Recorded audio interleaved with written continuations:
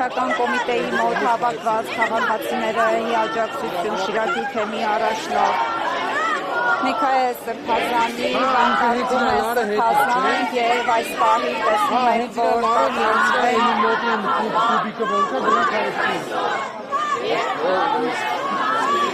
այստեղ հնչում է տերունական աղոթքը